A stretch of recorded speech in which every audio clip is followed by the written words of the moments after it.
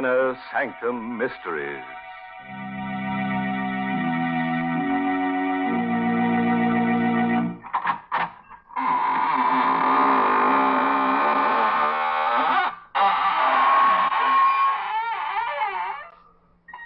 Good evening, friends.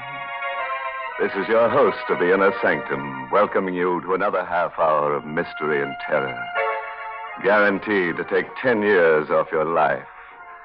Don't just stand there. Come on in. We've been fixing up the place, making it more homey. Yes, you see that beam over there with the rope hanging down? You just stand on the table, put your head through the noose, and, that's right.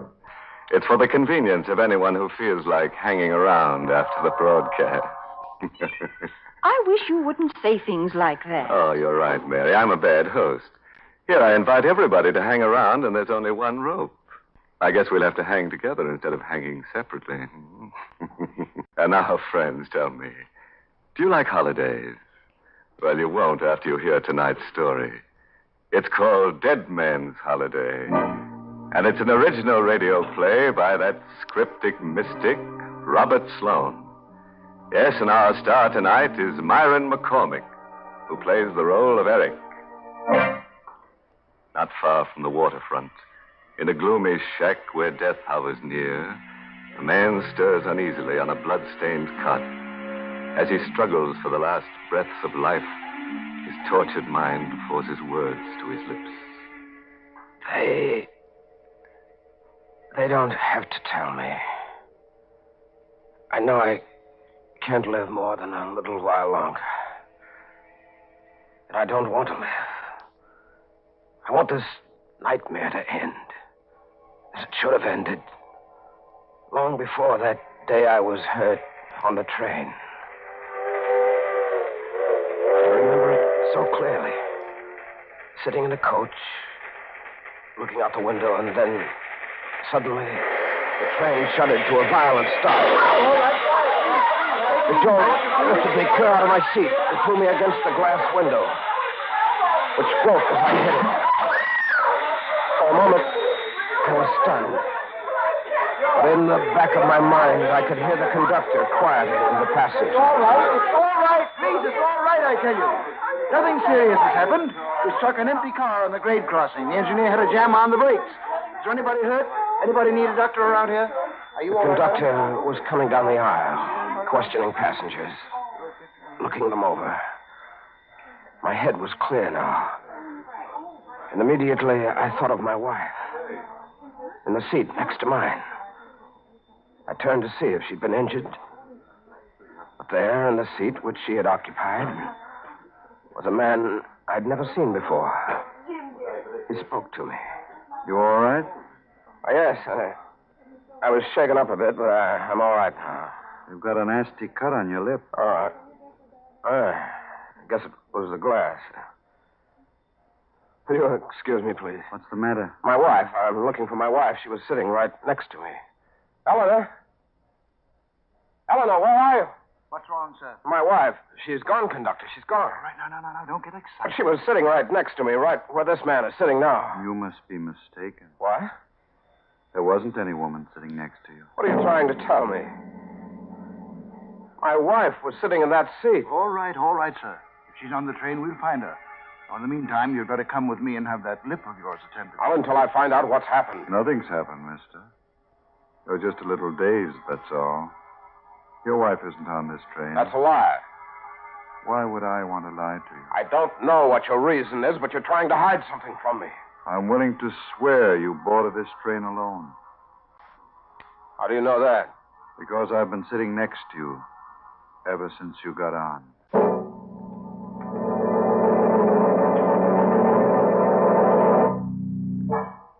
I was taken to a hospital and given an anesthetic. When I came to, the doctor was standing over me.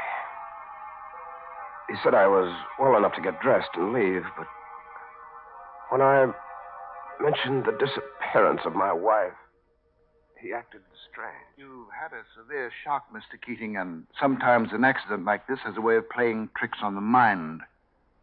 You don't believe that my wife was on that train. I don't see how she could have been. Any number of the passengers were questioned. They all told the same story. You got on the train alone. So you're in on it, too. I beg your pardon? You and the railroad and the man who was sitting next to me, you're all in on it. What are you trying to do to me? I don't know what you're talking about. Don't you? Are you sure this isn't some kind of a plot to try and drive me out of my mind? I think you need a rest, Mr. Keating. Just look at yourself in the mirror there. You see how drawn you are? I'm all right. Good heavens. Doctor. What's the matter? My face. What have you done to me? What's happened to my face? Why, nothing. I had to put a few stitches in your lip, It's not my lip. It's my whole face. Why, you've done something to it. It's different. Mr. Keating. It is, I tell you. You've changed my face. The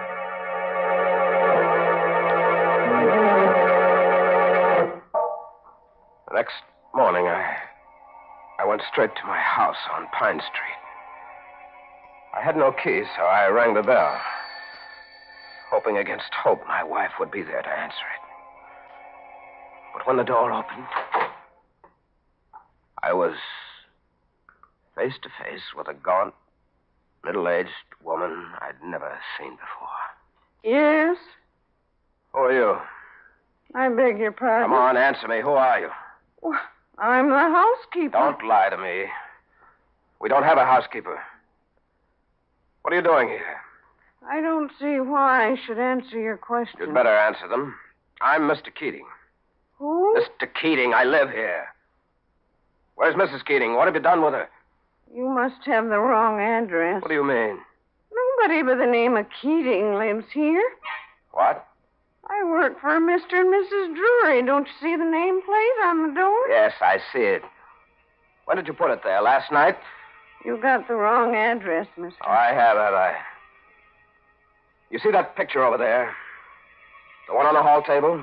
Yes? That's a picture of my wife. I beg your pardon, sir, but that's a picture of Mrs. Drury. Drury. I didn't know anybody by the name of Drury. I couldn't imagine why he or anybody else would go to so much trouble to keep me from my wife. I walked down to the corner drugstore to phone the police. But just as I got there, a car drove up and stopped. In it was the man who sat next to me on the train. I hurried over to speak to him.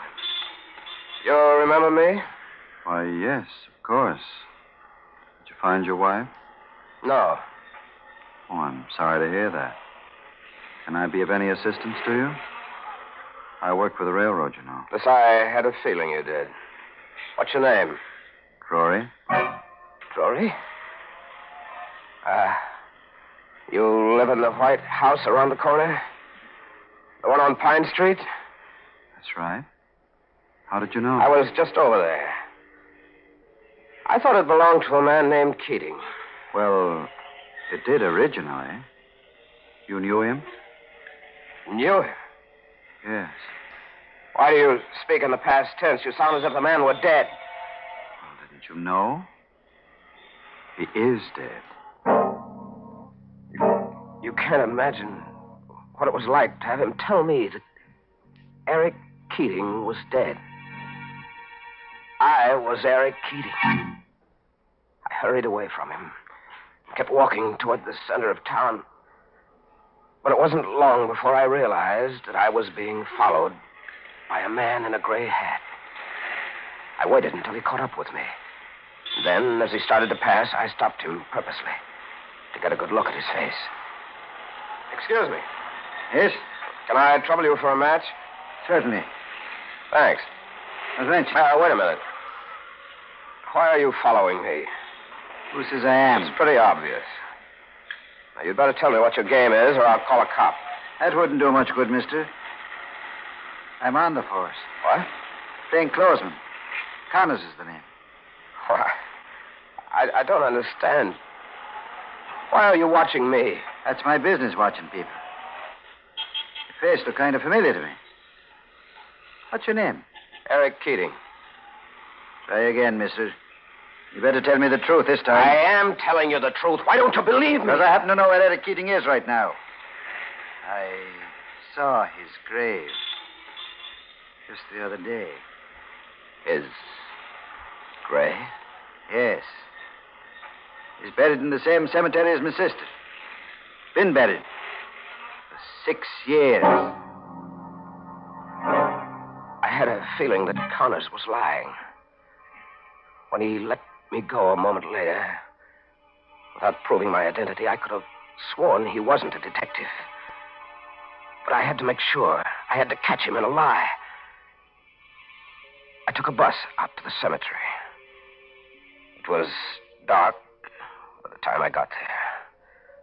But I had a flashlight, and with it, I saw the very thing I hoped I wouldn't find. A tombstone with my name on it. The shock was like a blinding light in the darkness, and for a moment I lost my senses. Insanely, I dug into the earth with a piece of sharp stone, determined to see the empty coffin or the bones of the man who had been buried in my place. What you doing, mister? Connors. You better come with me, mister. Why? What's wrong? What have I done? Killed a man, maybe? What? Here. Look at this police circular. Wanted. For murder. That's right. The picture underneath those words is yours or your twin brother's. No, I'm not this man. I may look like his picture, but I'm not the man. Your fingerprints will settle that. We've got his on the circular. Now we've got to get yours. Any objections? Yeah. I won't go with you. Don't you hold it.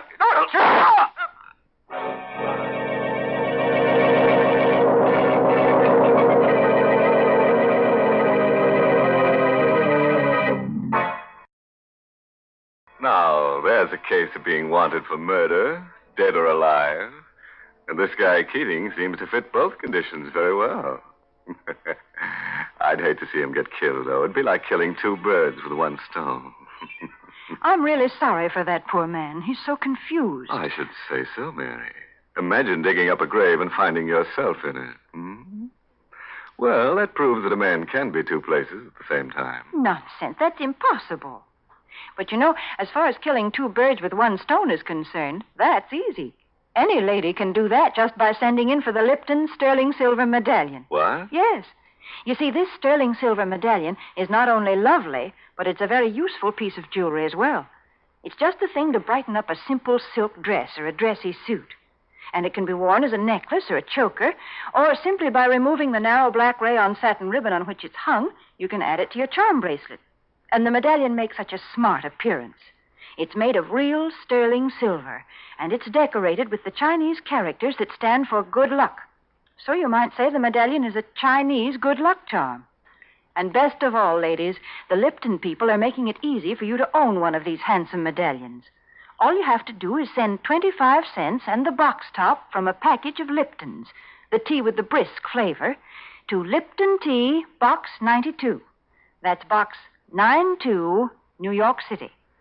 Well, Mary, if the medallion really brings good luck, I hope our friend Eric Keating sends for one, because he's going to need it. When we left him, he was telling us how a detective named Connors was about to arrest him for murder. Eric resisted, and they struggled at the cemetery. Connors fired a shot. A bullet went through my left arm before I could reach Connors with the stone I had in my hand. I pounded it against his temple, and he dropped to the ground, unconscious. Then I ran as fast as I could, holding one arm with the other, losing blood all the time. Somehow, I got away. I was exhausted by the time I staggered into the doctor's. Well, I guess you'll be all right now, Mr. Keating. Thank you, Doctor. Tell me, how did you happen to get this wound? I was carrying a jar, and I fell. Oh, you'd better not lie to me, Mr. Keating. The bullet was still in your arm. Who shot you? I don't know his name. Well, it would help a great deal if you did. I have to report this, you know. So you'd better tell me the truth. I will in a moment, Doctor, but first I'd like to ask you a favor. What is it? Do you know anything about fingerprints? No, not a great deal. Well, you must know something. Here, take a look at the ones on this circular. Hmm? Why is the circular torn in half? Never mind about that. Just look at the fingerprints. Mm-hmm. Now, look at the ones on my hand. Yeah? Would you say they belong to the same man? Unquestionably. Of course, I'm not an expert. No, neither am I. But I can see that those are my fingerprints, all right. Somebody's done a perfect job of framing me. Either that, or I'm a murderer. Mr. Keating, suppose I just report my work to the police and let it go at that. I can't let it go at that. Don't you understand? I've been framed every possible way. And if I let it go, I'll be sent to the chair. No, not if you're innocent. I can't take the chance. Well, I'm very much afraid you'll have to. I reached for the paperweight on his desk. I crept a little closer. And then... Keating, put that down! You fool! I struck him hard on the side of the head. His body dropped to the floor, and I bent over him. My heart was pounding against my chest. Something in the back of my mind kept driving me on. A voice kept saying, "Kill him! You're a murderer! Kill him!" I don't know why, but I struck him again. And again. And again. Until his lifeless body choked out its last breath. And then I knew I was a murderer. I hurried away in the darkness, took a bus to a neighboring town. I hired a room in a boarding house. I stayed there 3 days, hiding, not going out on the street. Then, on the 4th day, the landlady paid me a visit. You'll have to get out of here. I can't take a chance of having you around anymore, killing that doctor. Weren't you in enough trouble already? Shut up, I gotta think. Gotta get out of here. They'll be searching this place before you know it. Why? Because you were here before. I never should have let you come back. Come back? Now get your coat and beat it. Where'll I go? Take it easy. I never let anybody down yet. Here, this is the address of a shack I own over near the waterfront. You can hide out there for a while. Any food in that shack? Never mind about that. I'll get in touch with Ruth and tell her where you are. Ruth? Yes, go on now. Get out of here before it's too late.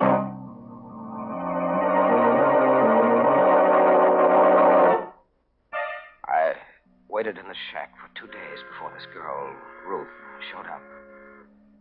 When she did get there, the first thing she said was...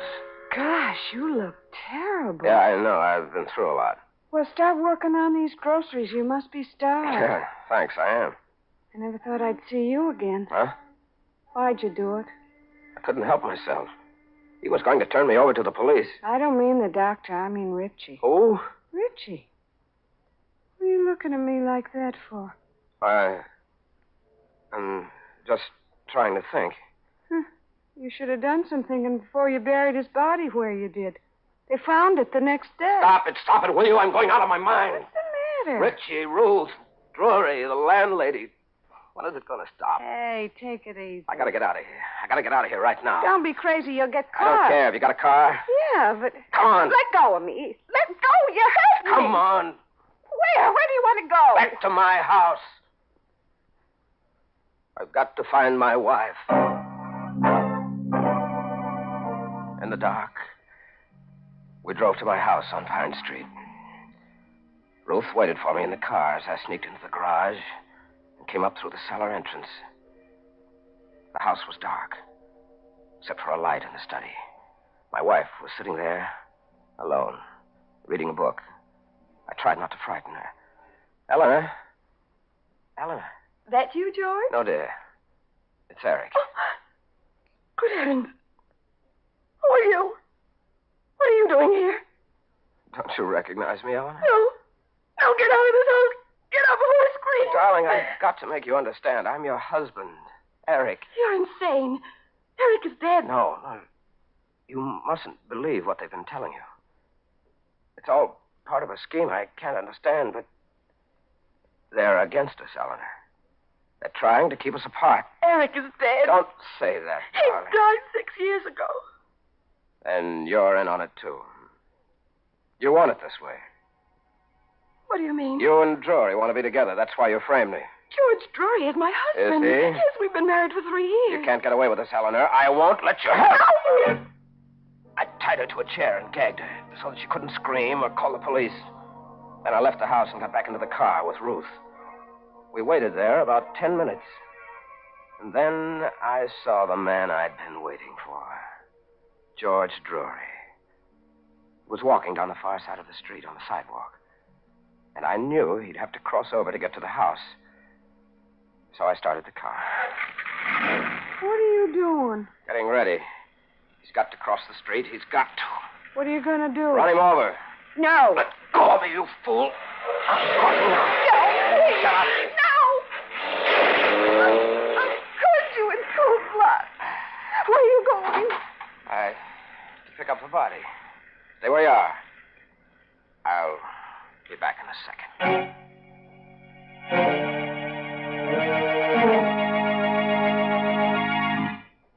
The three of us had a long ride that night. Ruth, George Drury's body, and myself. Automatically, I seemed to know where I was heading. Even though I had no destination in my mind.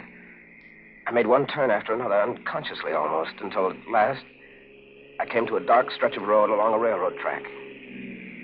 I stopped the car and got out. What do you think you're doing? Don't ask any questions. I'm burying the body here. Are you crazy? Why? Don't this place look familiar to you? Huh? Yes, I think it does. Can't remember why. You lost your mind completely. Will you stop talking like that and tell me what's wrong with this place? Why can't I bury the body here? Because it's the same place you buried Richie. Richie. Who is Richie? Why am I wanted for his murder? You're wanted because you killed him in cold blood just the way you killed Drury. Only Richie was your partner. You pulled all your jobs together. It couldn't have been me, Ruth. Not me. I didn't know Richie. I'm Eric Keating. Is that your real name? You never told me the real one. All right, but What's that? Sounds like... Yeah, it's the police. Quick, we've got to get out of here.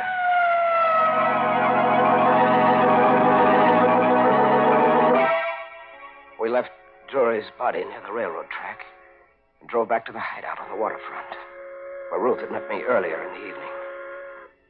There, I began to sew the threads of a horrible story which had been my life for the past 6 years. The first time I saw you was about 5 years ago. And I looked as I look now. Yeah, more or less. You just had a plastic surgery job done. You told me it was because your face was burned, only I didn't believe you. Yes, that was true. My face was burned, badly. How? Yes, I'm beginning to remember. A railroad accident just about 6 years ago. The car I was in caught fire. I struck my head trying to climb out of a window. You mean you lost your memory from that blow? I must have. I must have wandered away from the scene of the wreck, not knowing who I was. And you began a new life with people like Richie, huh? Yes. I began to steal. But your wife and the railroad company give you up as dead. I can understand that. There were charred bodies in that wreck, charred beyond recognition. When I didn't show up, they must have listed me as one of them and buried another man's remains in my place. I wish it had been me. Oh, Eric, that's awful. All the while you were suffering from amnesia, your wife thought you were dead. I didn't believe her when she said she'd married this fellow Drury. Oh. Funny how I sat next to him on the train that day. The jolt sent my mind back 6 years. And I thought I was Eric Keating, coming home from a trip with my wife. Who's there? Come out with your hands up, Keating. It's the police. They got this place surrounded. You better do what he says, Eric. What for? Why prolong the agony any more than I have to? Eric, Don't you better... call me Eric. Eric Keating is dead. Now let this other man die the way he should have died. Eric, don't be a fool. You can't get out that window. The cops got it covered. I know it, Ruth. I know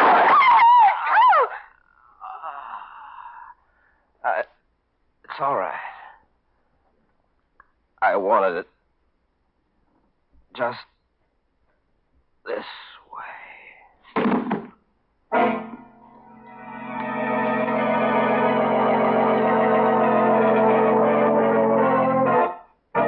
Well, they finally got him. And this time they'll give him a grave he can call his own. I just hope he stays put this time instead of wandering as a ghost.